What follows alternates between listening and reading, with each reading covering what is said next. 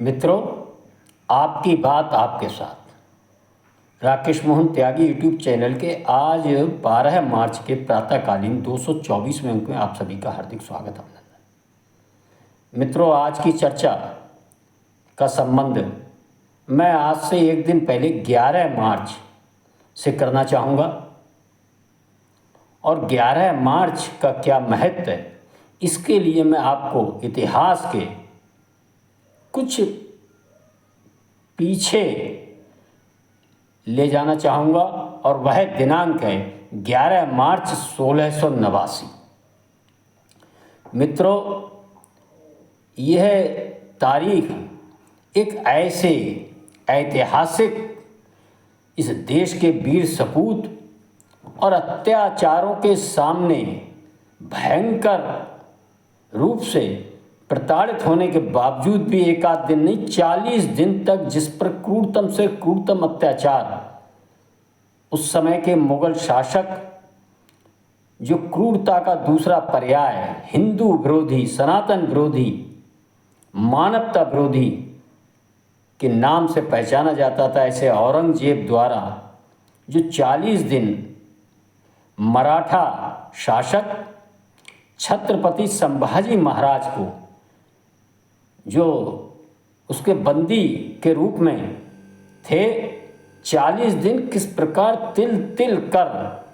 उनके अंग प्रत्यंग काट कर, नाखून उखेड़ कर, जबान निकाल कर, आंखें फोड़ कर एक एक अंग 40 दिन तक उनको सताया गया, केवल इस्लाम न स्वीकार करने के कारण। और आखिर में कल जो दिन बीता 11 मार्च 1689 ईस्वी में औरंगजेब द्वारा उनकी क्रूरतापूर्वक हत्या की गई। उनके शरीर के टुकड़े टुकड़े कर तुलापुर की नदी में प्रवाहित किए गए थे कि जिससे कि उनका दाह संस्कार भी उचित प्रकार ना हो सके। ये गैर मानवीय कार्य करना इस्लामी शासकों की प्रमुख पहचान हुआ करती थी। मित्रों, लेकिन बहादुर मराठा सैनिकों ने छत्रपति संभाजी महाराज के शरीर के अंग निकालकर सिलकर उनका विधिवत रूप से अंतिम संस्कार किया था, ऐसा इतिहास में चर्चा दर्ज है। और छत्रपति संभाजी महाराज के बारे में हम सबको जानना चाहिए कि उन्होंने 32 साल की उम्र में 120 युद्धों में विजय प्राप्त की थी और उनको बंदी बनाने में भी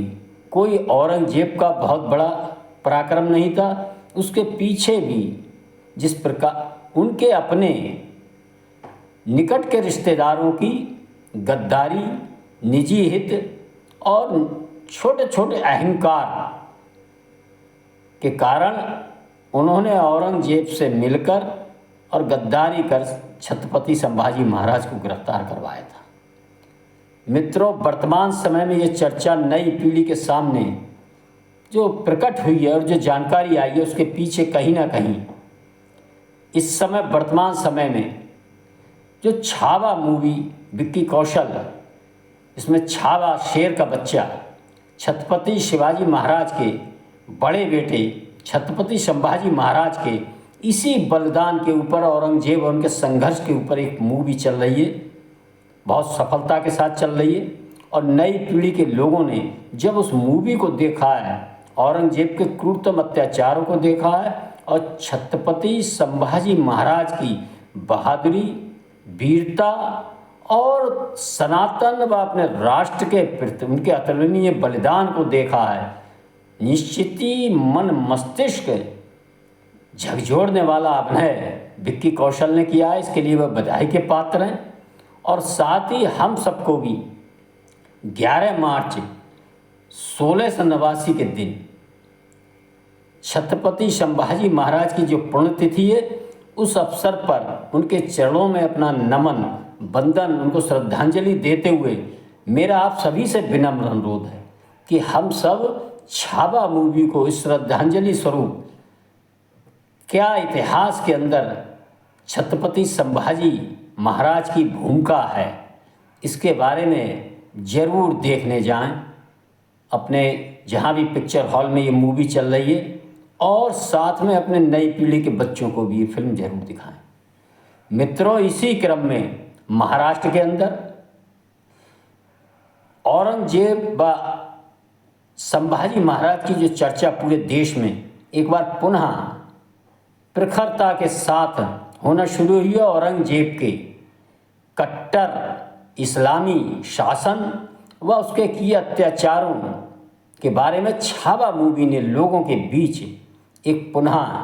जो जागृत करने का काम किया है और उस संबंध को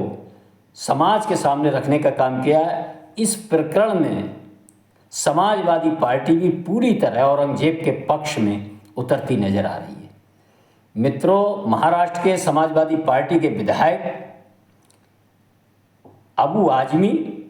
जिनका संबंध, जिनकी जड़ें उत्तर प्रदेश से ही हैं, और उत्तर प्रदेश के अंदर समाजवादी पार्टी के एक मुस्लिम चेहरे के रूप में लंबे समय से रहे आजम खां का जो नेतृत्व का जो छुपे तौर पर संघर्ष मुस्लिम नेतृत्व का समाजवादी पार्टी में चल रहा है, वह भी औरंगजेब के संबंध में जो बयानबाजी दी थी समर्थन में अबू आजमी ने, और इसके खिलाफ जैसा राजनीतिक विरोध का वातावरण और समाज में जो गुस्सा पनपा था और उनको विधानसभा से भी सस्पेंड किया गया था, उनके पक्ष में जिस प्रकार समाजवादी पार्टी के नेता अखिलेश यादव निकले हैं, वह सब हम सबको उसके संदेश को समझना चाहिए। मित्रों, आजम खां जैसे वरिष्ठ नेता जो लगातार अपने पिछले किए कुकृत्यों के कारण आज सजा भोग रहे हैं, लेकिन उनकी पार्टी को जिस प्रकार से उनका समर्थन करना चाहिए था, उनके साथ खड़ा होना चाहिए था, आप सबने देखा होगा कि उनसे समाजवादी पार्टी व उनके नेता लंबे समय से 3-4 साल से दूरी बनाते नजर आ रहे हैं। लेकिन इसी संबंध में जब हम नज़र दौड़ाते हैं कि एक अबू आजमी जैसे नेता जो कि औरंगजेब जैसे क्रूर आतताई का समर्थन कर रहा था, और उसके समर्थन में जिस प्रकार समाजवादी पार्टी व उनके नेता उतरे हैं, कहीं ना कहीं उनका मंतव्य हम सबकी समझ में आना चाहिए। मित्रों, राजनीतिक गलियारों में पिछले कुछ समय से काफ़ी चर्चा है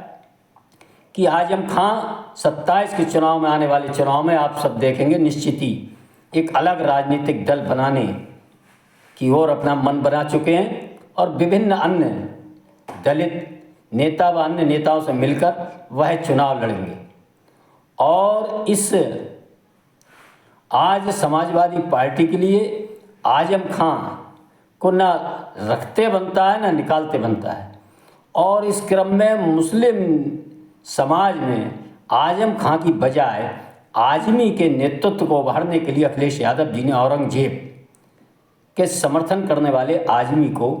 समर्थन देने का आगे बढ़कर जो निर्णय लिया है, ये आने वाले समय में आप सब देखेंगे इसके क्या परिणाम आने वाले हैं। मित्रों, हम सबको भी समझ में आना चाहिए कि आखिर समाजवादी पार्टी ये कैसे भूल गई, वो जिस औरंगजेब का समर्थन कर रही है, भगवान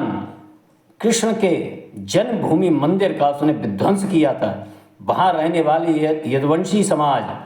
व पूरे संपूर्ण ब्रज क्षेत्र में जिस प्रकार क्रूरतम अत्याचार किए थे, और जिस प्रकार जाट समाज के साथ आगरा व इस ब्रज प्रांत में अत्याचार किए थे, वह कैसे आखिर भूल गए इतने बड़े समाज के साथ जो औरंगजेब ने हिंदू समाज के साथ उत्तर भारत में पूरे खासतौर से ब्रज क्षेत्र में जो क्रूरतम अत्याचार किए थे। ऐसे अत्याचारी शासक के पक्ष में किस प्रकार आजम खां और अबू आजमी के जो एक अंदरूनी उनका नेतृत्व का संघर्ष चल रहा है, उसमें औरंगजेब के बहाने किस प्रकार अबू आजमी को समर्थन देने का काम वह कर रहे हैं, इसके संदेश, इनके मंतव्य को भी हम सबकी समझ में आना चाहिए कि आखिर लगातार लंबे समय से सनातन पद्धति, सनातन रीति रिवाज, सनातन पर्वों का जिस प्रकार वो शासन में थे, तब किस प्रकार का व्यवहार करते थे, किस प्रकार औरंगजेब के ही बताए पद चिन्हों पर चलने का काम करते थे और आज विपक्ष में रहकर भी वह अपनी उसी रणनीति पर चलते हुए आजमी के औरंगजेब समर्थक बयानों का जिस प्रकार समर्थन कर रहे हैं 27 के चुनाव में, आने वाले चुनाव में इसके दुष्परिणाम उनको निश्चित ही झेलना पड़ेंगे मित्रों। लेकिन कहीं ना कहीं हम सबको भी ऐसे चाल चरित्र चेहरे वाले राजनेताओं को समझना पड़ेगा, याद रखना पड़ेगा, जो हम सबको बांटने का, काटने का और मिटाने के एक एजेंडे पर चल रहे हैं। इनको पहचानें, समझें। और मैं अपनी वाणी को विराम देने से पहले मेरा पुनः एक बार आप सभी से अनुरोध है कि हम सब छावा मूवी ज़रूर देखें। छावा मूवी देखेंगे तो हमारी सबकी समझ में आएगा जिस प्रकार छत्रपति संभाजी महाराज को उनके ही वर्ग के लोगों ने औरंगजेब के साथ मिलकर धोखा देने का काम किया था, समाज को बांटने मिटाने का काम किया था। वर्तमान समय में भी हमारे ही लोग, हमारे समाज के लोग किस प्रकार अपने निजी हितों को, अपनी राजनीति को लेकर ऐसे क्रूर अत्याचारी को महिमा मंडन करने का काम चंद वोटों के लिए करते जा रहे हैं, करने का दुस्साहस कर रहे हैं। इनको समझें, पहचानें, मनन करें, चिंतन करें, इनको भूलें नहीं, याद रखें। आप सबने सुना, इसके लिए आप सभी का बहुत बहुत धन्यवाद। जय श्री राम, जय श्री वाल्मीकि भगवान, भारत माता की जय।